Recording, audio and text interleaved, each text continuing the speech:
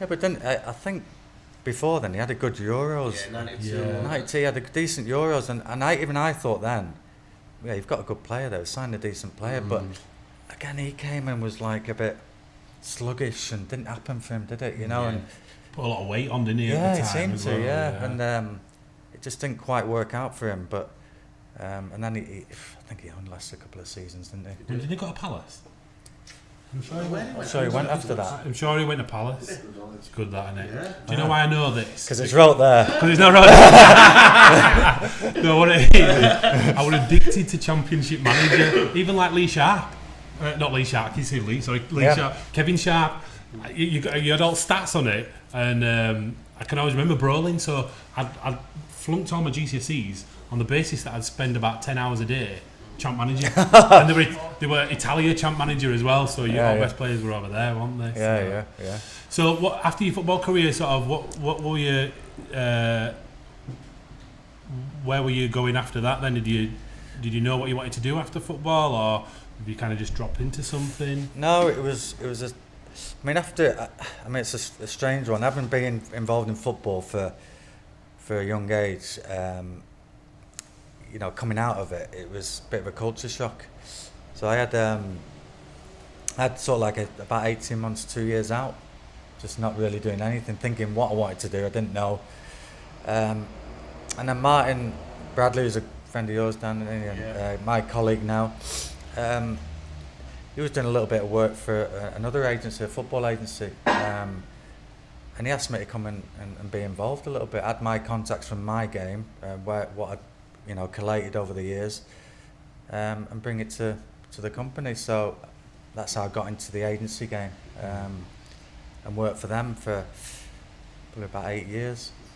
And then once that, we brought players to the business, myself and Martin, and eventually went on our own about 18 months ago. That one at First 11, wasn't it? The First 11, right? Yeah. What can you tell us what sort of players you had on your books that we might know? Yeah, at First 11.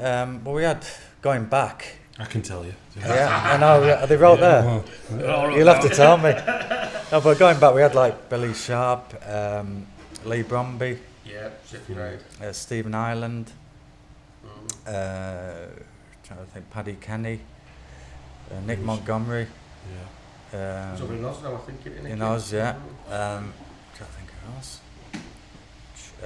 Matt Kilgallen.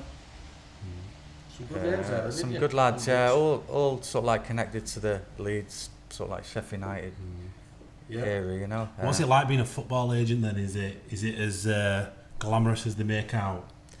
Oh no! No,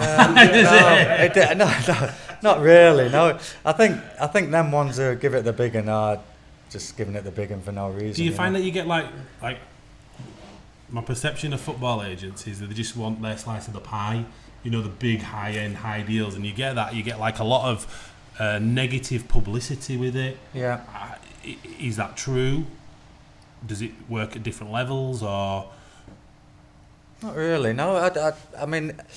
Agent, it is what it is. I mean, football agents. I'm an estate agent. It's no different. It is, and I totally agree. And we discussed it before. I think football agents is how you come across to a player. I just think if you're honest and genuine in what you do, it comes across. And I think players, they're not daft. Football players might have that perception of being daft, but they're not, and they understand if you're not feeding them crap and you're honest with them. And you do right by him, and you're there not through the good times, the bad times as well, because there's a lot of them. Then just be right and be yourself, and I think that's key to being a football agent. In this modern, the game's totally changed from when I played. Totally changed. You've got all the social media side of it now.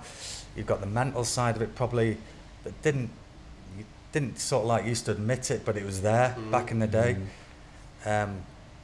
And then you've got on top of that, you've got a lot of money to be earned. Young players get a lot of money these days. And that's when within our agency, we have a financial company as well, which help the players as well manage the money, which is big. Young players get shitloads of money and they don't know what to do with it. So they've got to look after it. And if they want to have a cigar on the beach, come 35 and not want to work again, then they've got to look after the money. Yeah. Got to invest it right, and it's crucial to how they plan their career, and that's what we offer as well. You see. Yeah.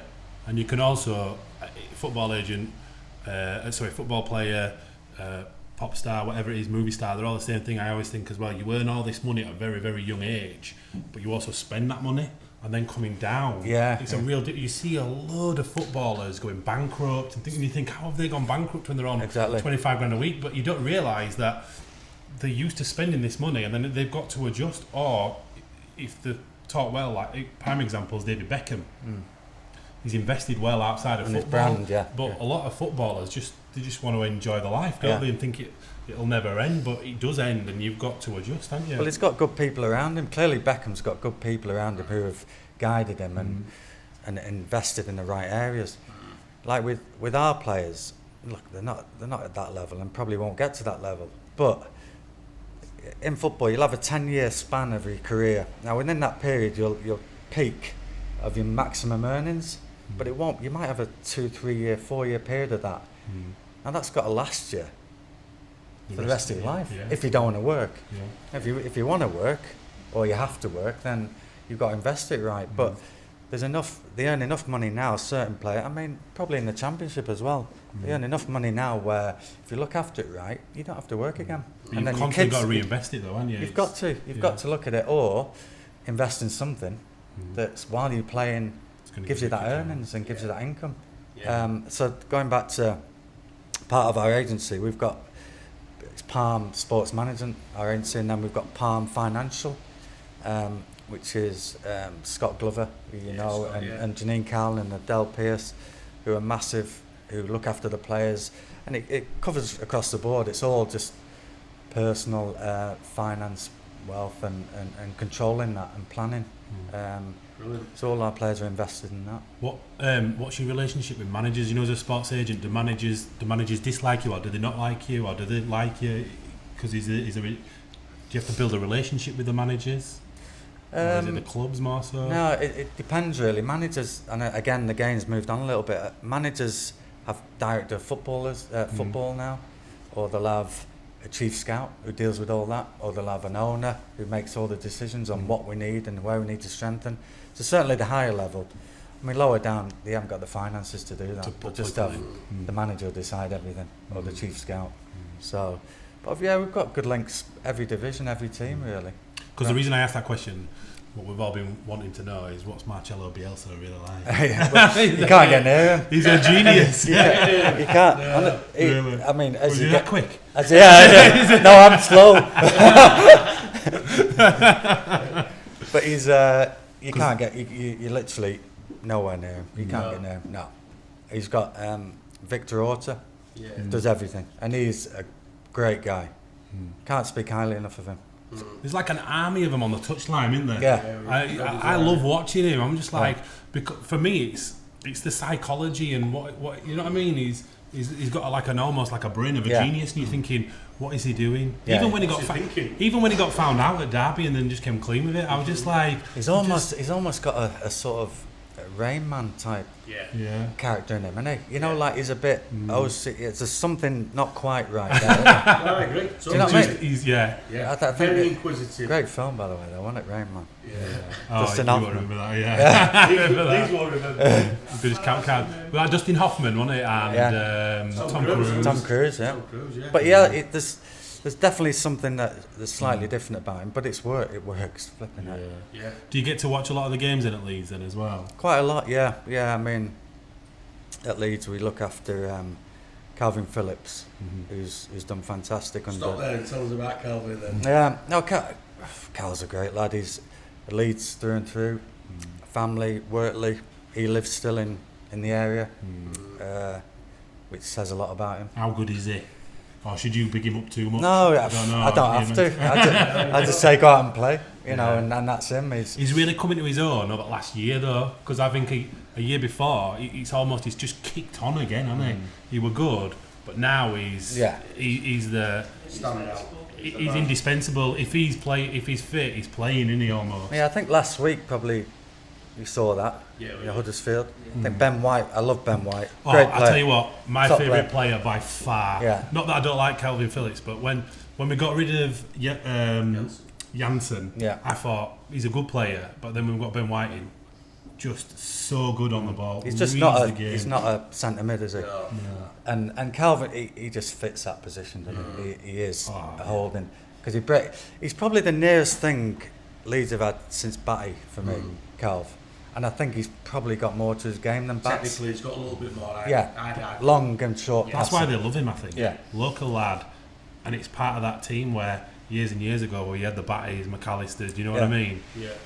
He's coming back, isn't it? Yeah, and it can't happen to a nice. He is really a really nice guy. Yeah. He is, and the thing is with Calv, it can get better as well, which is Why scary. don't you just sell the idea to stay at Leeds United? Yeah. Well, no, is that how he'll it be works? staying. Can we not do that? He is staying. He's just signed a new deal. So this is the reason Kalvin Phillips is staying at Leeds United. Well, he's just signed a new deal, so he's going nowhere. Yeah. He's going Why are you nowhere. smiling when he's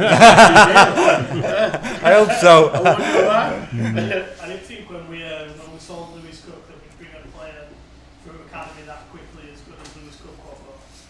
Yeah. Phillips, it just seems even better than what Lewis Cook was. Yeah.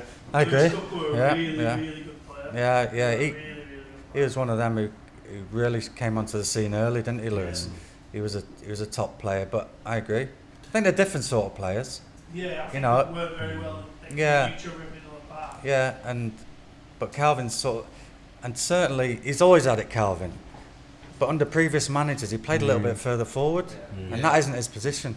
He's always been so the game's there in front of him, so he can deal with that. If it's ahead of him, his side on his back to play, he struggles a little bit. But when it's all in front of him, he can see a long pass, a short pass, and he can break things up. I think that showed when he first came through. There were Ronaldo Vieira, weren't there? That was there, and basically they were both playing off with each other. One playing one. Yeah, it didn't work, did it? It didn't I think, work. like you said quite rightly, he played too far forward. Yeah. Ronaldo went off to, I'm going to say Sampdoria, I think it was. Yeah. Italy, and then Calvin came in, but then came in stronger, fitter, bigger, technically more astute, I would sort of argue, and it's just kicked on. And I'm biased because I'm a Leeds fan, obviously, but I argue he's one of the best central midfielders in the Championship. And I always think as well, these players were playing for a different manager as well, and how much difference they are now under Bielsa. He's totally got them playing. Like I look at some of them, I'm thinking they were crap a few years ago, and all of a sudden they're like the best players in the league now, aren't they? And it's arguably I know different, but some would say that about Calvin. That he didn't have a lot of fans at Leeds, which I didn't get for a homegrown player. He used to get a lot of stick, a lot of unnecessary, to be honest. But I mean, Bielsa came in and really changed Calvin's game because, and not only him, a lot of others. And one of the main things with Calvin is he can get about more. He's mobile. He's changed his diet.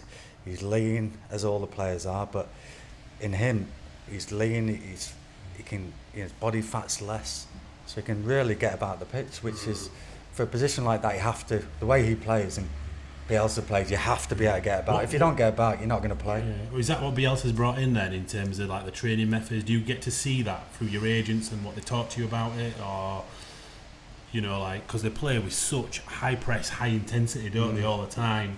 Has he got some like strange training methods that he uses, or no? We wouldn't even get near that. We wouldn't even get to know about anything like that. He's very private in how he works, Bielsa, and So you rightly just know, so. That's how it should be. And you don't want anyone knowing the success, especially if they're going up.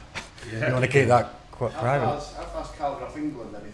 Is he an England player if he's in the Premier League, or is he an outside chance? Is he a Championship player? A good player for England. Definite in the Premier League, I'd say definite, in my opinion, and probably in England's opinion.